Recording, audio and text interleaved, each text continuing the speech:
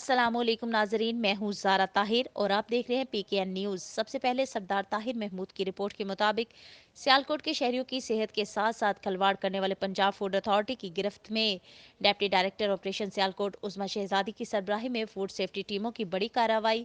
Food safety ٹیموں نے حاجی پورہ روڈ پر واقع مصالحہ جات تیار کرنے والے یونٹ پر چھاپا مارا، یونٹ بند کر دیا گیا۔ D G food authority unit میں ناقص سرخ مرچیں اور ہلدی تیار کی جا رہی تھی، مالکان کے خلاف متعلقہ تھانے میں مقدمہ درج کروا دیا گیا۔ D G food authority food safety ٹیموں نے 800 کلو ملاوٹی سرخ مرچیں تحویل میں لے لیں۔ فوڈ سیفٹی ٹیموں کی جانب سے سابقہ لیے جانے والے تجزیاتی نمونے ناقص پائے گئے، کارروائی عمل میں لائی گئی۔ ترجمان فوڈ اتھارٹی سرخ مرچ اور ہلدی میں مضر صحت رنگ کی ملاوٹ کی جا رہی تھی۔ سرخ مرچوں میں ملاوٹ معدہ کی بیماریوں کا سبب بنتی ہے۔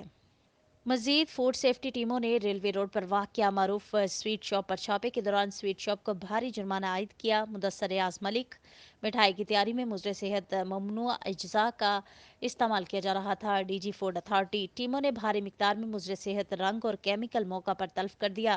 ترجمان فوڈ اتھارٹی عوام الناس کو معیاری اشیاء فراہم کروانے کے لیے پنجاب فوڈ اتھارٹی ہر لمحہ میدان عمل میں ہے۔ D G food authority Mudassir Riaz ملک۔